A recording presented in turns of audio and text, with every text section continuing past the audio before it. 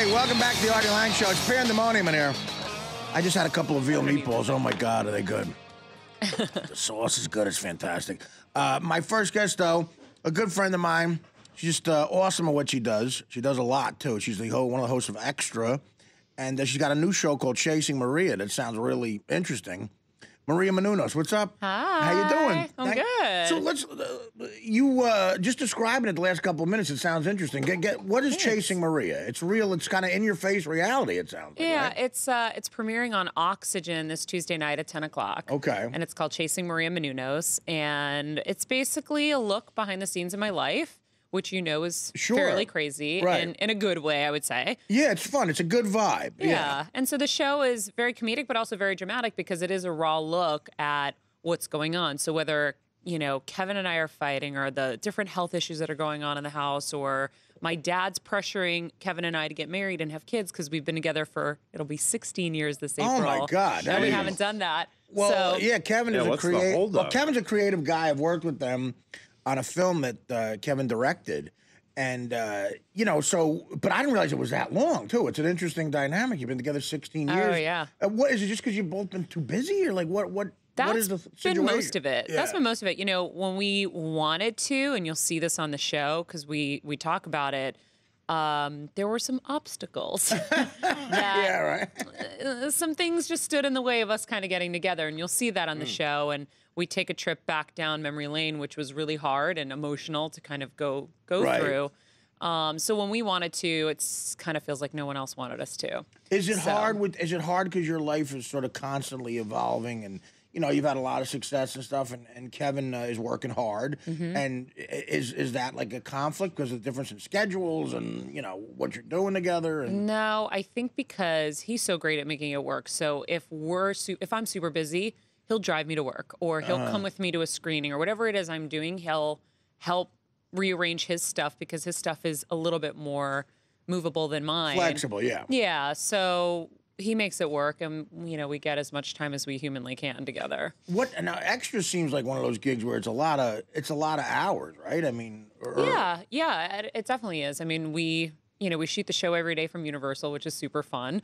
And so when it's an overwhelming week, I'll hit the roller coasters and then feel better. Do you really do that? Oh, yeah. It's awesome. Believe me, but knowing you, I totally believe that. Yeah. But how often do you travel, though? I'm not traveling as much as I used to. Yeah. But it's still maybe once or twice a month. I mean, not that bad. How did you and Kevin meet? We met when he was making his first movie. My cousin went to high school with him, and he was like, I got a buddy out in California. When you want to, go out there, he's head right at MTV. So you got a connection. And I was like, yeah, right. Totally didn't believe him. Right. And then Kevin made his movie back in Boston, and I went to work for him. But you're from the Boston area, and he's from L.A.? No, we're both from the same hometown. Oh, we're no both kidding. from Medford, Massachusetts. I didn't know that. Yeah. All right, yeah.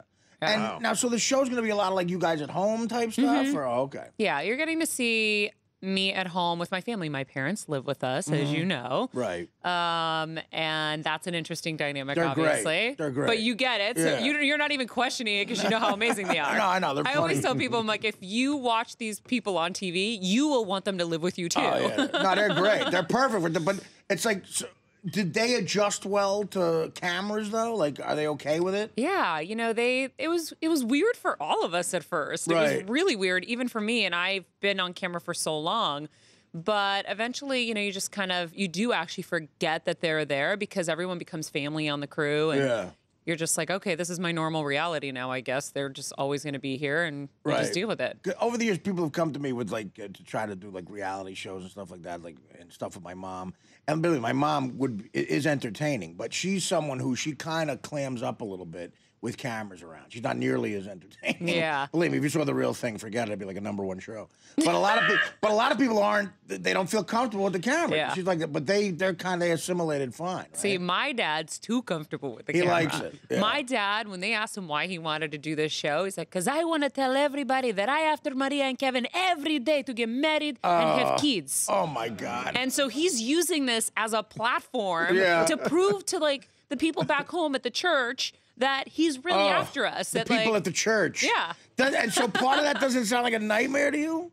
You could what deal part? with it? I mean, the fact that he's going to do that. Oh, no, he does it every day anyway. So you know what? Now it's on camera. Yeah, I feel like I'll be the spokesperson for like, you know, first generation kids in this country whose parents want them to still do all the traditional things that they want them to do, but we're all still like carving our own path. It's like, no, I want to have a career. Well, that's what I mean. You have a very successful career. I mean, and you have for a long time. And it's almost impossible for you to be sort of old world or kind of provincial in any way. I mean, you got to just do your thing. And it sounds like they want everything for you. Yes. But how does that happen? That's what I say. I'm like, they want everything. Yeah. And my dad still thinks I'm 15. Right. And so I'm like, Dad, I have to make decisions based on what works for me, not for you. I love you, and I would love to do some of these things for you, and I hope that I can. But I think I've done okay for you. Definitely. Yeah, exactly. What was it like in high school with him, with boyfriends and stuff like that? Was he kind of a pain in the ass? Or? I remember freshman year, a couple of different boys, like senior year boys or junior year boys, called the house, and my dad told all of them that he had a gun and he would use it. Okay, that's what I meant. I wanted to see if that were the case. They never called again. They never called again. And so, yeah. Does he like Kevin? I guess so. Yeah, he loves him. He does. Well, that's good. Loves him. Yeah. I read. Maybe not so much in the beginning. Right. But you'll see that on the show. He grew on. I read that your upbringing was pretty incredible. Can you speak to some of the differences growing up? It's like you didn't speak English until 3rd grade. Yeah. Right? Yeah. Wow, And you were late. working as a janitor when you were in high school? Like when boys are calling your house, you're like, sorry, I have to go.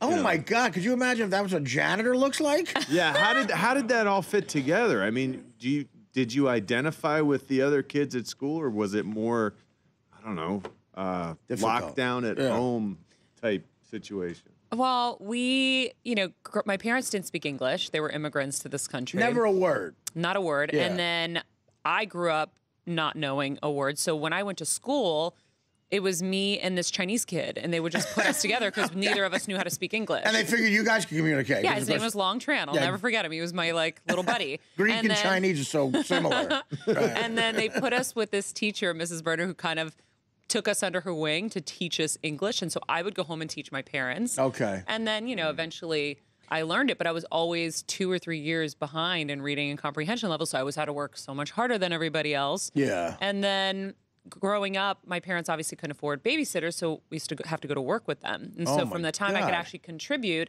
I would contribute by cleaning the nightclubs because we had a multiple circuit of nightclubs to go to. Oh, you did? Is that what you guys... Yeah, so it's like if we ever wanted to get home, I was picking up a broom to get out of there. And that's what your parents did had a family business of doing that? That's what they we did? basically, it kind of unintentionally happened like that. And then when I was 13, the major club that we used to go to, the Channel in Boston. Right. I grew up in there. I literally lived there.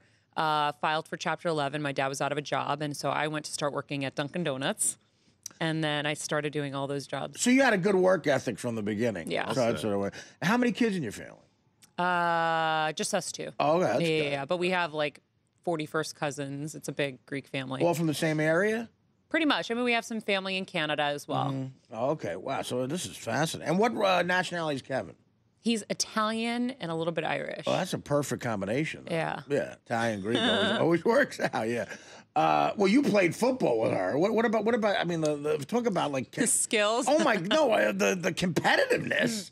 The reason, my first beach bowl, my first pass, I threw a perfect pass to Torello, and he can't score. The second pass, I throw an interception because I'm under pressure from Maria Menounos. I just me to tell my friends I threw an interception because she's in my face. Yeah, that's why she was right in my face. I went, ah! And I threw it right into Snoop Dogg's hand. Nice work. What? You played with her the other day. Yeah. Crazy. No, that was fun. It was fun.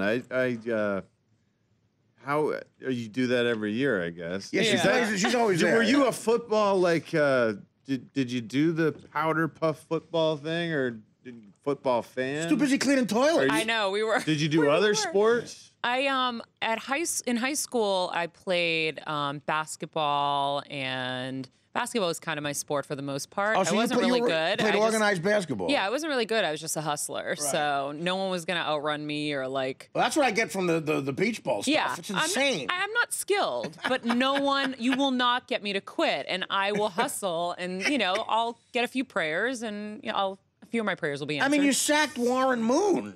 I know. I sacked Kurt Warner, too. That's right. Within 3 seconds of the game. That's hilarious. And I won MVP. I beat Joe Montana. Those are really, like, highlights of my life, by the way. They should be. I never thought I'd be, you know, listen.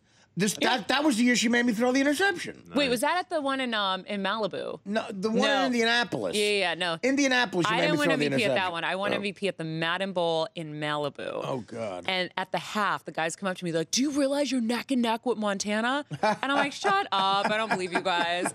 And then I scored like 3 touchdowns, had sacked Kurt Warner within 3 seconds of the game, and had a 2-point conversion, or whatever. I was killing it. You're it was all insane. over the place. You were like Lawrence Taylor. It was like God came down and said, you are going to be a football star today. And I was. You and Snoop Dogg were the 2 biggest surprises my first year in Indianapolis, because he won the MVP in Indianapolis. But you had to be a runner-up, like right there. Yeah, but you know the problem is now is the cat's out of the bag, so people know to be afraid of me. So when I went on the carpet this year, everyone's like, watch out for Menounos, and I get really excited and proud, but then everyone covers me. So now I showed the girls that it's okay to actually not be afraid and step up. So all the girls are really impressive now. Like, they actually catch, which is awesome. They're following your lead. But that's exactly what happened to Lawrence Taylor. He got so good, they put triple coverage on him to make somebody else better. See? Yeah, you were very effective. I hate to admit that, too. And listen, I love that you can. I'm a Giant fan, and so Joe Montana, part of me was, you know, as a football fan, impressed to see him, but part of me hates his guts. As a Giant fan,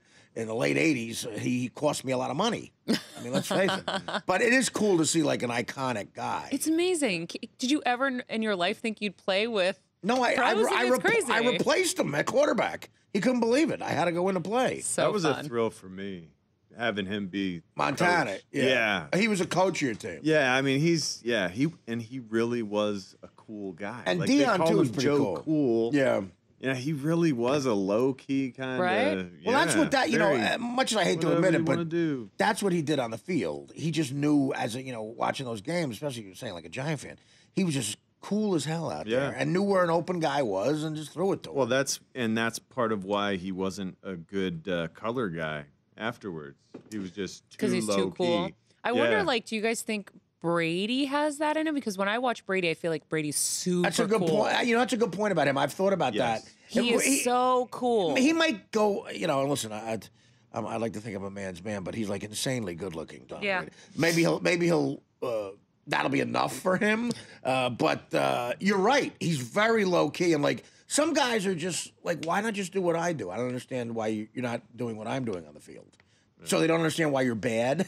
And then some guys like Troy Aikman are good at explaining why someone's not as good. Aikman's really good at it. He is really good. But I agree with you, Maria. I think Brady might be too low key. And quite frankly, who needs to hear from him anymore? When I think of Joe Montana, I think they're both just sleek and cool on the field. Yeah. And thank God, I don't need to hear from those scumbags anymore. Think of how many pressure positions Brady's been in, and he has just been stealth. Yeah, just whatever. amazing. You know, when he wasn't Joe Montana. No. When he's not stealth, is against Eli Manning. It never happened. It never happened. He can't beat a quarterback that looks retarded. I don't know what you're talking about. It never happened. Joe Montana was his hero growing up. I mean, growing up in the Bay Area, California, that was his hero. Well, then that makes probably sense. Patterned his game after. It does. It patterned his game after him, except for Eli Manning, who's a mouth breather and beats him every time. You have to admit that. Come on, he's got 3 rings, but lost twice to the great Eli Manning. One was a fluke. Okay, whatever. A fluke. A super fluke. Oh, you mean the Snow Bowl? You mean is that the one? No, she's talking about the Super Bowl. The first one. When Tyree caught the... Listen, the other... I was down on the field ready to celebrate. I was cheering in the faces of my friends. I'm sure you were. I'm sure you were. That makes me so happy. I go, what? Maria, that's karma. Just it's karma for them stealing. No, the you know what in Indianapolis, for Giselle the Bundchen, NFL giving them the win in the Snow Bowl. In Indianapolis, Giselle Bundchen put it perfectly. In Indianapolis, she said, "My husband cannot catch and throw the football at the same time. He cannot catch it and throw the ball." She was right. She's a pain in the ass. No. And stop it. No. We got to take a break. Listen, we're going to come back with more Maria Menounos. But again, real quick, Chasing Maria Menounos on Oxygen Network. When is it again? Tuesday night. Starts this Tuesday night at 10 o'clock. Can't wait to check that out. This is an entertaining woman, believe me. And I've met her family. You're going to love this. Back after that. The Artie Lange Show. Weeknights on Audience. Only on DirecTV.